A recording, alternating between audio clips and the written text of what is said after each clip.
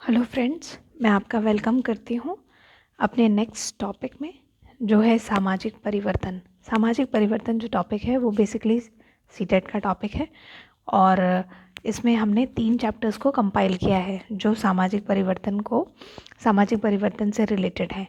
सबसे पहला जो चैप्टर है वो है नगर व्यापारी और शिल्पी जन। ये बहुत इम्पॉर्टेंट है क्योंकि उस समय समाज में ड्रास्टिक चेंजेस आ रहे थे। तो चलिए शुरू करते हैं ये वाला चैप्टर। यहाँ से हम शुरू करते हैं नगर से। सामाजिक परिवर्तन में सबसे ज़्यादा महत्वपूर्ण परिवर्तन नगरों में आए, क्योंकि नगर जो थे वो अलग अलग प्रकार के होने लगे, जैसे मंदिर नगर, जैसे प्रशासनिक नगर, वाणिज्यिक, पत्तन नगर, तीर्थ स्थल। तो नगरों में हम बहुत बड़ी बड़ी चेंजेस देख रहे हैं। आगे चल के सुदूर व्यापार भी कहीं ना कहीं नगरों से ही कनेक्टेड है। तो आगे से थोड़ा सा देखते हैं, बात करते हैं हम नगरों के बारे में। तो नगरों में बेसिकली मंदिर नगर, प्रशासनिक नगर, वाणिज्यिक नगर, पत्तन नगर, तीर्थ स्थल नगर शामिल थे।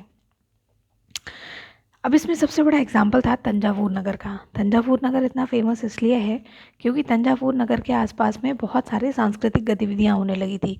इन सांस्कृतिक गतिविधियों में वहाँ पर आकर ज़्यादातर व्यापारी रहने लगे, शिल्पकार रहने लगे, और साथ ही साथ कुछ और अन्य वर्ग जैसे तेली, जैसे फूल बेचने वाला, इस तरीके के कुछ और लोग नगरों के आसपास में रहने लगे। तो एक तरह से न केवल नगर का विकास हो रहा था बल्कि साथ ही साथ विकास हो रहा था सांस्कृतिक जीवन का भी। इसके अलावा कुछ और भी ऐसे ही मंदिर नगर थे, जैसे कि मध्य प्रदेश के भेल स्वामिनी का मंदिर, साथ ही साथ गुजरात के सोमनाथ मंदिर, तमिलनाडु का कांचीपुरम और मदुरई का तिरुपति मंदिर। तो ये भी सब मंदिर नगर के बहुत बड़े एग्जाम्पल हैं। अब हम देखते हैं कि नगरों का आखिर उदय कैसे हुआ। नगरों का उद्भव सबसे पहले बड़े गांव से हुआ। सबसे पहले बड़े बड़े गांव हुआ करते थे और उन बड़े गांव में मंडपिक लगती थी। मंडपिक का मतलब होता है मंडियाँ लगती थी, जैसे अनाज मंडी, जैसे अन्य प्रकार की मंडियाँ लगती थी। और मंडी लगने की वजह से दूर दूर के व्यापारी यहाँ पर आते थे, सामान को खरीदते थे। साथ ही साथ यहाँ पर हाट और बाज़ार भी लगते थे, और हाट बाज़ार लगने के कारण यहाँ पर अन्य छोटे छोटे वर्ग भी आकर स्थापित हो गए, जैसे शिल्पकार, जैसे तेली, जैसे सुनार, जैसे ताड़ी। तो ये कुछ और भी वर्ग थे जो बाज़ारों का हिस्सा बने, यानी बाज़ार का विकास होने लगा। साथ ही साथ हम यहाँ पर देखते हैं कि और भी ज़्यादा मुख्य स्थल थे, जैसे तीर्थ स्थल। बाकी के स्थलों के बारे में हम आगे पढ़ेंगे। तो जैसे तीर्थ स्थल भी बड़े इंपॉर्टेंट हो गए थे क्योंकि वो भी कहीं ना कहीं सांस्कृतिक केंद्र थे, जैसे वृंदावन, तिरुवन्नमलाई तमिलनाडु का मंदिर, साथ ही साथ अजमेर। अजमेर बेसिकली चौहानों की राजधानी था, लेकिन ये एक तीर्थ स्थल ही था क्योंकि यहाँ पर चिश्ती की दरगाह थी, और साथ ही साथ पुष्कर सरोवर, जो कि ब्रह्मा जी का मंदिर माना जाता है। तो इस तरह से अजमेर, वृंदावन और तिरुवन्नमलाई, ये सब बहुत इम्पॉर्टेंट तीर्थ स्थल थे उस समय के। तो यहाँ पर भी बहुत सारे लोग आते थे, जिसमें व्यापारी वर्ग, जन समुदाय उमड़ता था बहुत बड़े लेवल पर। साथ ही साथ इन नगरों का, ये जो जितने भी नगर होते थे, जैसे प्रशासनिक, वाणिज्यिक, पत्तन, तीर्थ स्थल, इन सभी नगरों की कोई ना कोई निगरानी करता था जो इनसे राजस्व वसूल करता था।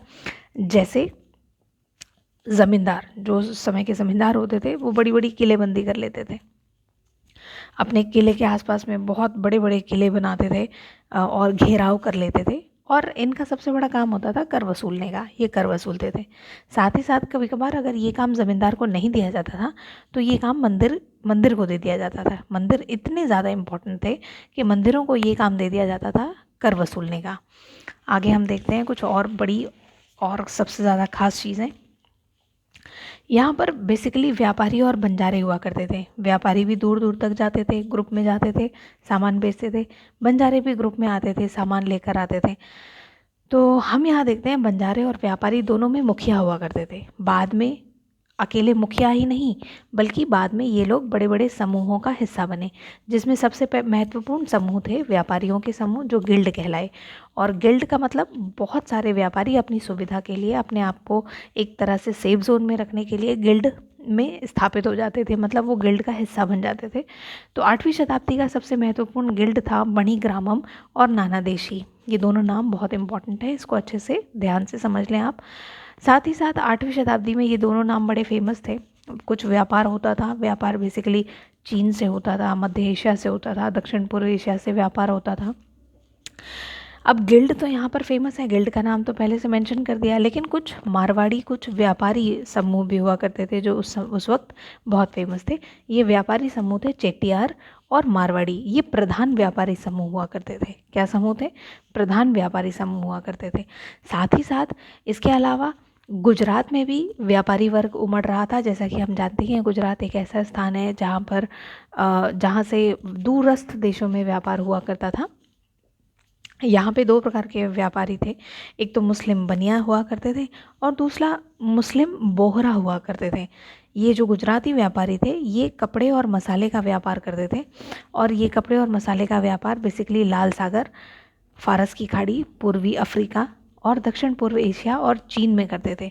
जिसमें सबसे ज़्यादा इम्पॉर्टेंट होता था कि जब ये अपने कपड़े और मसाले लेकर लाल सागर जाते थे तो लाल सागर में भारतीय कपड़े और मसालों की बहुत बड़ी मांग हुआ करती थी, क्योंकि यहाँ से ये सामान इतालवी, रोम, यूरोप के देशों में जाता था और वहाँ पर इन चीज़ों की बहुत बड़ी मांग हुआ करती थी। ना केवल चीज़ों को भेजा जाता था, मतलब भारत से ना केवल चीज़ों का निर्यात ही किया जाता था बल्कि आयात भी किया जाता था। आयात में सबसे पहले अफ्रीका से सोना और हाथी दांत मंगवाया जाता था, और साथ ही साथ दक्षिण पूर्व एशिया से चीन और कुछ विभिन्न तरह के मसाले, साथ ही साथ टिन, मिट्टी के नीले बर्तन, देखो नीले को मैंने अच्छे से हाईलाइट किया है, मिट्टी के नीले बर्तन मंगवाए जाते थे और साथ ही साथ चांदी मंगवाई जाती थी। तो इस तरह से वस्तुओं का आदान प्रदान हुआ करता था। ये भी बहुत बड़ी बात थी क्योंकि लोगों को नई चीज़ें देखने को मिलती थी। हम जैसे एक छोटा सा एग्जाम्पल देखते हैं कि नई चीज़ें कैसे, जैसे नीले बर्तन तो भारत में नहीं बनाए जाते थे, तो इस तरह से नीले बर्तन का दिखना बहुत आश्चर्यजनक बात थी। तो इसलिए जो भी आश्चर्यजनक चीज़ें थी, जैसे रेशम, जैसे अन्य चीज़ें, तो ये सारी की चीज़ें, बहुमूल्य पत्थर, ये बहुत इम्पोर्टेंट हुआ करते थे।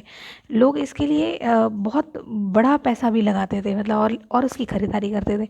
तो इस तरह से कहीं ना कहीं व्यापार आगे बढ़ने लगा। आगे हम देखते हैं काबुल। काबुल इतना फेमस क्यों था? काबुल इसलिए इतना फेमस था, ये अफ़गानिस्तान के रास्ते पर आता है। काबुल इसलिए इतना फेमस था क्योंकि ये रेशम मार्ग का एक महत्वपूर्ण स्थान था। साथ ही साथ यहाँ पर घोड़े का व्यापार होता था और गुलाम, अब गुलाम के बारे में, ये गुलाम नया जैसा शब्द नहीं है आपके लिए, इल्तुतमिश के समय में हमने गुलामों के बारे में पढ़ा, तो गुलाम भी बिक्री होने के लिए आते थे काबुल से। साथ ही साथ यहाँ पर हम देखते हैं एक और शिल्प जिसका नाम था बीदरी शिल्प। अब बीदरी शिल्प नाम कैसे पड़ा? क्योंकि बीदरी सामान्य सी बात है, किसी जगह का नाम होगा। बीदर जगह से पनपी एक जगह, बीदर जगह से एक शिल्प पनपा जिसका नाम था बीदरी शिल्प, उसको बीदरी शिल्प का नाम दे दिया गया। यहाँ के लोग क्या करते थे? यहाँ के लोग तांबे और चांदी का जड़ाऊ काम करते थे, मतलब वो तांबे और चांदी को पर्टिकुलर किसी चीज़ पर जड़ाऊ उसका काम करते थे, मतलब उसको उसमें सज्जा करते थे, सजाने का काम करते थे। ये जो समुदाय होता था ये था पांचाल समुदाय और विश्वकर्मा समुदाय जो बिदरी शिल्प का काम करता था।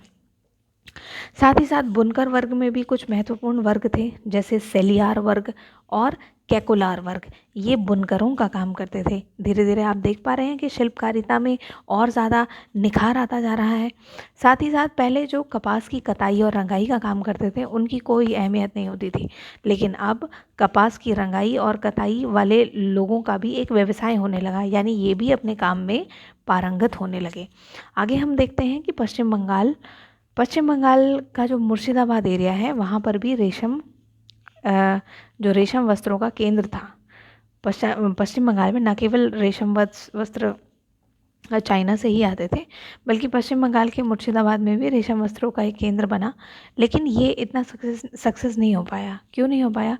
क्योंकि ये उस वक्त कंपटीशन में आया जब बड़ी बड़ी विदेशी कंपनियां जैसे डच, जैसे ईस्ट इंडिया कंपनी, इस तरीके की कंपनियां भारत में उन्होंने आना शुरू कर दिया था, और उनके बनाए हुए कपड़े बहुत सस्ते होते थे, रंगीन होते थे, तो उनके सामने भारतीय कपड़े यानी पश्चिम बंगाल का बेसिकली रेशमी वस्त्र ये चल नहीं पाया, उनके सामने नहीं टिक पाया, इसलिए ये आगे चलकर इसका पतन होने लगा। आगे हम देखते हैं हम्पी के बारे में। हम्पी इतना फेमस क्यों है? हम्पी, यहाँ पे भी बहुत बड़ी बड़ी सामाजिक गतिविधियाँ हैं, जैसे विजयनगर साम्राज्य का केंद्र रहा है 1336 में हम्पी। ये बेसिकली कृष्णा और तुंगभद्रा नदी घाटी के आसपास में है, आसपास के क्षेत्र में फैला हुआ है। ये इसलिए फेमस था क्योंकि यहाँ वास्तुकला के और नए नमूने हमें दिखाई देते हैं। यहाँ पर वास्तुकला क्षेत्र में कमल को पत्थरों पर उकेरा गया, टोडो यानी दीवार पर जो तोरण टाइप बनाए जाते थे, सज्जा की जाती थी दीवारों पर, और साथ ही साथ मूर्तिकला, विभिन्न तरीके की ज़बरदस्त मूर्तियाँ यहाँ पर बनाई जाती थी।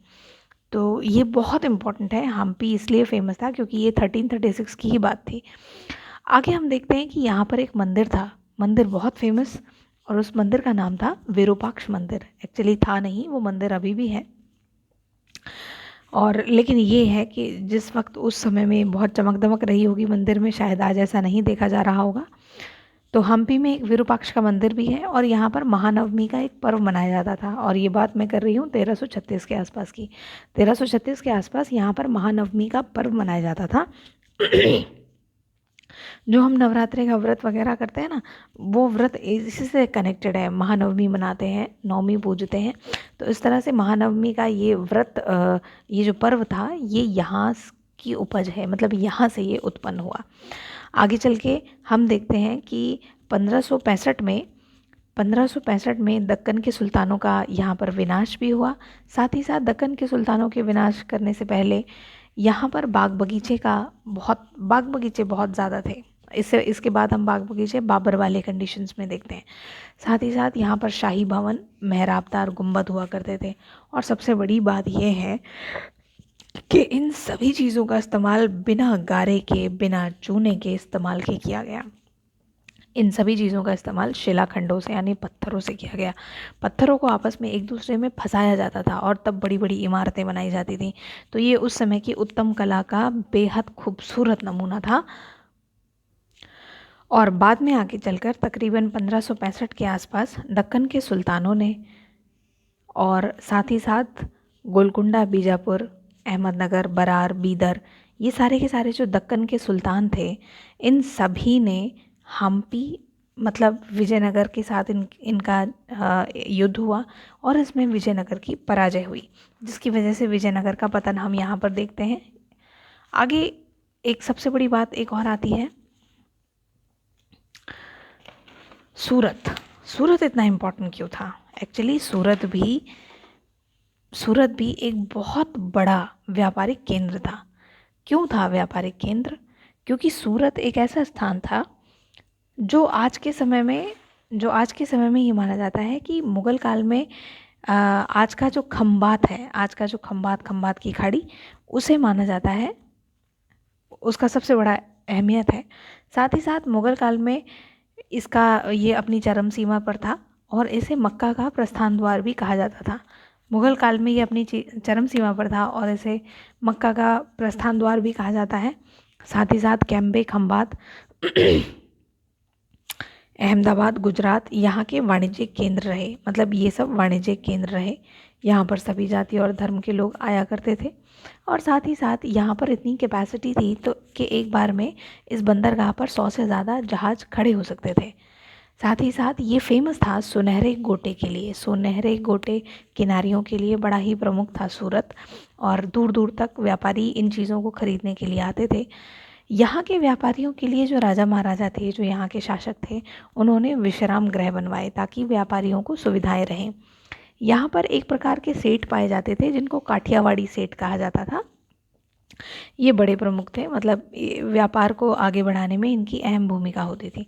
साथ ही साथ यहाँ पर हुंडियाँ पाई जाती थी। हुंडी का मतलब क्या होता है? हुंडी एक्चुअली एक दस्तावेज है। हुंडी एक दस्तावेज है जिसमें एक इंसान कोई रकम जमा करता है। अब एक इंसान ने कोई रकम जमा की और वो रकम उसके हुंडी में दर्ज रहती है। साथ ही साथ इस हुंडी का यूज़ वो और भी कहीं कर सकता है, मतलब कहीं और भी जो उसने राशि जमा कर रखी है, उस राशि को वो कहीं और से भी प्राप्त कर सकता है। तो इसको बोलते थे हुंडी। अब जैसे ये समझें कि जैसे माना कि एक इंसान ने यहाँ पर इस स्थान पर हुंडी जमा की, माना उसने 1000 की हुंडी जमा की, 1000 रुपये की हुंडी जमा की। अब वो दूरस्थ किसी और स्थान पर जाता है और उसको एक टोकन मिल जाता है, तो उस टोकन का इस्तेमाल वो इस स्थान पर करता है। तो इस स्थान पर उस टोकन के हिसाब से उसका जो पैसा है यानी 1000 रुपये, वो उसे यहाँ पर मिल जाते हैं। तो आप समझ रहे हैं, एक बैंकिंग व्यवस्था है। तो हुंडी उस समय में प्रचलित थी। कितनी बड़ी बात है, कितना श्रेष्ठ तरीके से व्यापार किया जाता था। अब 17वीं शताब्दी में हम यहाँ पे भी पतन देखते हैं, क्योंकि यहाँ पर धीरे धीरे पुर्तगालियों का नियंत्रण स्थापित होता जा रहा था और रही सही कसर पूरी कर दी अंग्रेज़ी कंपनी ने, जब 1668 में अंग्रेज़ी कंपनी ने सूरत को अपना एक मुख्यालय बनाया, सूरत को अपना एक केंद्र बनाया। इस वजह से सूरत जो था वो अपनी प्रतिष्ठा धीरे धीरे खोने लगा और वो अंग्रेज़ी साम्राज्य के नियंत्रण में धीरे धीरे जाने लगा। अब हम देखते हैं मूसलीपट्टनम के बारे में, ये भी बहुत फेमस है। यहाँ पर हम देखते हैं कई खास बात। यहाँ पर सबसे महत्वपूर्ण था मूसलीपट्टनम। ये क्यों इतना इम्पोर्टेंट था? सबसे पहले हम देखते हैं कि ये बेसिकली कृष्णा नदी डेल्टा के आसपास में फैला हुआ था, यानी ये जो पर्टिकुलर स्थान था वो कृष्णा नदी डेल्टा के आसपास में था। और सबसे बड़ी बात ये थी कि 17वीं शताब्दी के आसपास में यहाँ पर बहुत बड़ी बड़ी गतिविधियाँ हो रही थी। क्यों हो रही थी? क्योंकि ये एक महत्वपूर्ण व्यापारिक केंद्र था। साथ ही साथ हॉलैंड वासी और इंग्लैंड वासी, यानी इंग्लैंड की ईस्ट इंडिया कंपनी और यहाँ पर जो हॉलैंड वासी थे, ये दोनों ही चाहते थे कि ये मसूलीपट्टनम पर अपना अधिकार जमाएं। दूसरी चीज़, यहाँ पर एक किला बनवाया गया था, वो किला बेसिकली हॉलैंड वासियों ने ही बनवाया था। ये बहुत इम्पोर्टेंट है। यहाँ पर एक किला था और उस किले को हॉलैंड वासियों ने बनवाया। आगे चलकर कुछ और भी महत्वपूर्ण चीज़ें थी, क्योंकि ये जो मसूलीपट्टनम था ये बेसिकली आंध्र प्रदेश में था। तो आंध्र प्रदेश में क्या हुआ कि धीरे धीरे ये महत्वपूर्ण बंदरगाह बनने लगा। दूर दूर से यहाँ पर लोग आने लगे, सामान की खरीदारी करने लगे। अब यहाँ पर एक तरह से देखा जाए तो मुग़ल शासक इस पत्तनम पर अपना एक कब्ज़ा बनाए रखना चाहता था, क्योंकि यहाँ पर तरह तरह के यूरोपीय व्यापारी आते थे और एक घनी आबादी यहाँ पर हो गई थी और मुग़लों ने गोलकुंडा तक अपनी शक्ति बढ़ा ली थी। और साथ ही साथ उनका एक सूबेदार था जिसका नाम था मीर जुमला नाम का एक सूबेदार था। और मीर जुमला सूबेदार इतना ज़्यादा चालाक था कि उसने अपनी एक चालाक नीतियाँ अपनाई। उसने क्या किया? उसने बेसिकली कंपनी के अधिकारियों को और हॉलैंड वासियों को आपस में भिड़ाना शुरू किया। सबसे पहले थोड़ा सा मीर जुमला के बारे में जान लेते हैं।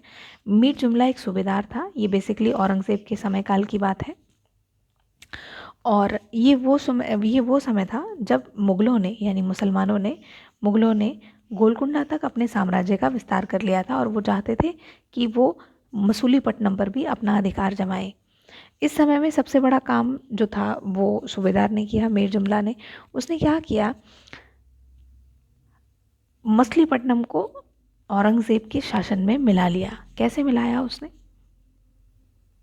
उसने सबसे पहले जो कंपनी की स्थापना थी वो बेसिकली बम्बई, कलकत्ता और मद्रास जो आज का आधुनिक समय चेन्नई, वहाँ तक फैल रही थी।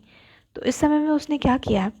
17वीं शताब्दी की बात है। इस समय में कुछ परिवर्तन आए, जैसे अंग्रेज़ और फ्रांसीसी और हॉलैंडवासी ये सारे के सारे अपनी ईस्ट इंडिया कंपनी बना रहे थे, यानी कहीं ना कहीं ये भारत और भारत के आसपास के क्षेत्रों में अपना व्यापार, पूर्व की तरफ व्यापार करने की कोशिश कर रहे थे। तो यहाँ पर मीर जुमला ने क्या किया कि आपस में इन सभी कंपनियों को लड़वा दिया और लड़वाने के बाद ये लोग आपस में लड़ते रहते थे तो इनकी शक्ति कमज़ोर होने लगी और समय पाकर मीर जुमला ने मसूलीपट्टनम पर अधिकार कर लिया। और ये वही समय था जब मछलीपट्टनम पर मुग़लों का अधिकार हो गया।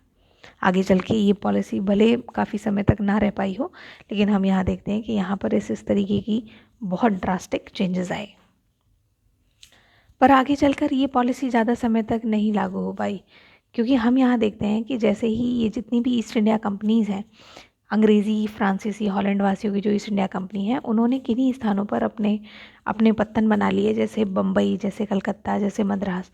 इनकी शक्तियाँ काफ़ी बढ़ने लगीं, ये धीरे धीरे कंपटीशन में आने लगे। तो यहाँ पर भारतीय भी कुछ थे जो कंपटीशन में थे। इनमें नाम आता है मुल्ला अब्दुल गफ़ूर का और वीरजी वोरा। ये दो ऐसे बड़े व्यापारी समूह थे, मैं इसे लिख देती हूँ यहाँ पर। ये व्यापारी समूह थे जिनके पास अपने बड़े बड़े जहाज़ हुआ करते थे। इन वर्गों के पास अपने अपने बहुत बड़े बड़े जहाज़ हुआ करते थे, जिनसे ये इतनी बड़ी कंपनी से टक्कर भी लेते थे। लेकिन कुछ समय के बाद धीरे धीरे इन कंपनीज़ के आगे ये टिक नहीं पाए और इनके साथ व्यापार करने को मजबूर हो गए। यानी यहाँ पर देखा जाता है कि पहले जो खुलकर व्यापार होता था, अब वो व्यापार धीरे धीरे कमी आने लगी उसमें, और ये कहीं ना कहीं इन ईस्ट इंडिया कंपनी के अंतर्गत व्यापार करने लगे। इसी समय में शिल्पियों का विस्तार हो रहा था, बहुत सारे शिल्पों का विस्तार हो रहा था। लेकिन अब ये सारे के सारे जो शिल्प थे ये स्वतंत्र थे, अपनी मर्ज़ी से काम करते थे। जिनका पसंद आता था उनका काम करते थे, जिनका नहीं पसंद आता था उनका काम नहीं करते थे। लेकिन धीरे धीरे जब जो व्यापार था उसका केंद्र जब कंपनीज़ की तरफ यानी बाहरी कंपनी की तरफ होने लगा, तो ये सारी की सारी व्यवस्था पेशगी प्रणाली पर आधारित हो गई। पेशगी का मतलब ये होता था कि कोई भी श्रमिक, कोई भी मज़दूर अपनी मर्ज़ी से, कोई भी शिल्पकार अपनी मर्ज़ी से किसी डिज़ाइन को नहीं बना सकता है। डिज़ाइन को पहले पास किया जाता था, पहले उसकी डिमांड क्रिएट की जाती थी, फिर उसे पास किया जाता था, तब कंपनीज़ उनको बनाने के बारे में बोलती थी। तो पेशगी प्रणाली का मतलब ये होता था कि पहले शिल्प वर्ग पैसे ले लिया करते थे, अब वो पैसे से उनकी लिमिटेशंस कर दी जाती थी, उनको एक तरह से लिमिट में ले आया जाता था। वो स्वतंत्र होकर व्यापार नहीं कर पाते थे और वो कहीं ना कहीं ईस्ट इंडिया कंपनी के अंडर में व्यापार करने लगे। इसको हम कहते हैं बेसिकली पेशगी प्रणाली, यानी उनकी स्वतंत्रता धीरे धीरे घटने लगी। आगे आगे देखा जाता है कि भाई इतना ज़्यादा इस बात को लेकर विकास होने लगा कि जो भारतीय शिल्प होते थे, भारतीय शिल्प व्यापारी होते थे या भारतीय शिल्प श्रमिक होते थे, वो ब्लैक टाउन्स नाम के एक जगहों पर रहा करते थे। ब्लैक टाउन्स नाम की जगह पर रहा करते थे। ये देसी व्यापारी होते थे, भारतीय देसी व्यापारी शिल्पकार होते थे, जिन्हें ब्लैक टाउन्स में रखा जाने लगा धीरे धीरे। और साथ ही साथ जो कंपनियां होती थी, कंपनियों के जो अधिकारी होते थे, वो कंपनियों के अधिकारी फोर्ट यानी किले में रहते थे। जैसे कि 2 किले बनाए गए थे, फोर्ट सेंट जॉर्ज और फोर्ट सेंट विलियम। तो फोर्ट सेंट जॉर्ज ये बेसिकली मद्रास में है और फोर्ट सेंट विलियम ये कलकत्ता में है। तो इस तरीके की बड़ी बड़ी कोठियाँ बनाते थे और उन कोठियों में रहा करते थे। तो ये उस समय की बहुत बड़ी बात थी, इनका जानना बेहद ज़रूरी है। आगे मैं अपनी वीडियो को यहीं स्टॉप करती हूँ क्योंकि इससे ज़्यादा वीडियो बड़ी हो जाएगी। बाकी इस वीडियो का पार्ट 2 हम नेक्स्ट वीडियो में देखेंगे। तो अगर आपको मेरी ये वीडियो अच्छी लगती है तो प्लीज़ आप इसे लाइक, शेयर और सब्सक्राइब ज़रूर करें, ज़रूर करें। इससे मुझे मेरा हौसला बढ़ेगा और मैं आगे और वीडियोस बनाने की कोशिश करूँगी। और साथ ही साथ यह जो हमारी क्लासेस हैं वो बेसिकली सीटेट के लिए हैं, सिर्फ स्पेशली सीटेट की क्लासेस हैं, इसलिए इसमें कुछ ऐसा एक्स्ट्रा नहीं है जो किसी और एग्ज़ाम ये को कवर कराए। ये बेसिकली अदर टेट एग्ज़ाम्स यानी जितनी भी टीचर एलिजिबिलिटी एग्ज़ाम्स है उसके पेपर नंबर 2 के लिए, सोशल साइंस के लिए है। तो अगर आपको ये अच्छा लगा हो तो प्लीज़ एक बार फिर से मैं कहती हूँ कि आप इसे लाइक, शेयर और सब्सक्राइब ज़रूर करें। और अगर कहीं कोई डिफ़िकल्टी आ रही हो तो प्लीज़ आप उसे कमेंट बॉक्स में ज़रूर लिखें। धन्यवाद।